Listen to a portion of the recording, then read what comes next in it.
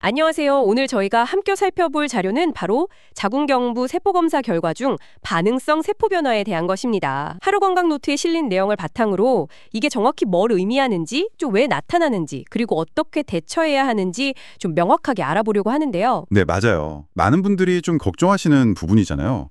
저희랑 같이 핵심만 빠르게 한번 파악해 보시죠. 네, 이 검사 결과가 사실 좀 염려를 낳곤 하죠. 하지만 오늘 제공해 주신 자료를 통해서 이게 실제로 어떤 의미인지, 그리고 과도한 걱정보다는 어떤 점에 주목해야 하는지 그 맥락을 좀 짚어드리겠습니다. 자, 그럼 반응성 세포 변화. 이게 정확히 뭘까요? 자료에 따르면 이게 자궁경부 세포가 염증이나 호르몬 변화 같은 자극에 대해서 일시적으로 보이는 정상적인 반응이라고 하더라고요. 맞습니다.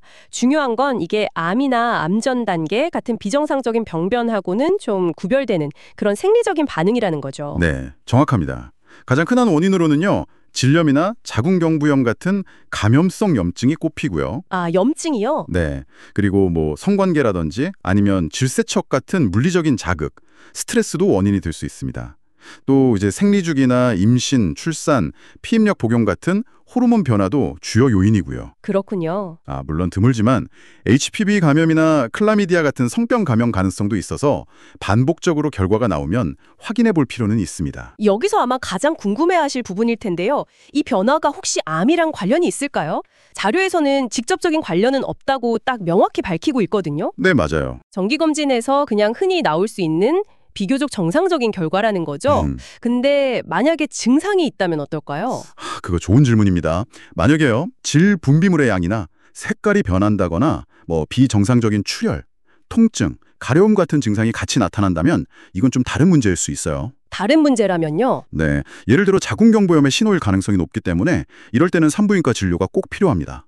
반응성 세포 변화가 자궁경부염이랑 자주 동반되기는 하는데 이 결과만으로 확진되는 건 아니거든요. 추가 검사가 필요할 수 있죠. 아하. 근데 증상이 없다면 대부분은 그냥 다음 정기검사 때 다시 확인하는 그런 추적 검사만으로 충분합니다. 그렇군요. 자료에서도 생활습관 개선의 중요성을 좀 강조하더라고요. 면역력이 약하거나 위생관리가 부족하면 감염에 취약해질 수 있으니까 건강한 생활습관하고 위생관리가 필요하다는 거죠. 네, 맞아요. 예를 들면 콘돔 사용, 속옷 자주 갈아입는 거, 질 세정제 너무 자주 쓰지 않는 거, 유산균 섭취, 그리고 물론 규칙적인 검진 이런 걸 추천하고 있고요. 네, 특히 무리하게 질 세척을 하거나 좀 화학 성분이 강한 제품 사용하는 건 피하는 게 좋고요. 생리대나 속옷 자주 갈아주는 거 중요합니다. 너무 꽉 끼는 옷 입거나 장시간 앉아있는 것도 좀 피하는 게 좋고요. 네. 그리고 HPV 백신 접종조요. 자궁경부암 예방뿐만 아니라 일부 자궁경부염 예방에도 좀 도움이 될 수 있습니다.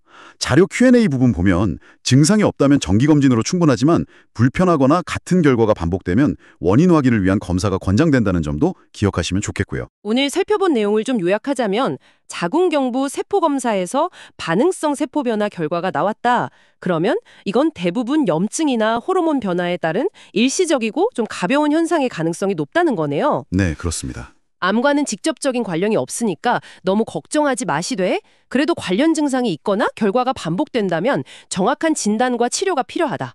핵심은 역시 걱정보다는 관리가 먼저다. 이거겠네요. 맞습니다. 마지막으로 좀 생각해 볼 점을 하나 던져드리고 싶은데요. 이 반응성 세포 변화라는 게 심각한 질병은 아닐지라도 우리 몸의 세포 환경이 얼마나 역동적으로 변하는지 그리고 정기검진과 더불어서 몸이 보내는 그런 미묘한 신호, 즉 증상에 귀 기울이는 게 얼마나 중요한지를 보여주는 것 같아요. 혹시 여러분의 몸은 전반적인 균형 상태에 대해서 다른 어떤 신호들을 보내고 있지는 않을까요? 단순히 이 결과 하나에 너무 매몰되기보다는 이 점을 한번 생각해 보시면 좋겠습니다. 내 몸 전체의 소리에 귀 기울여 보는 거죠.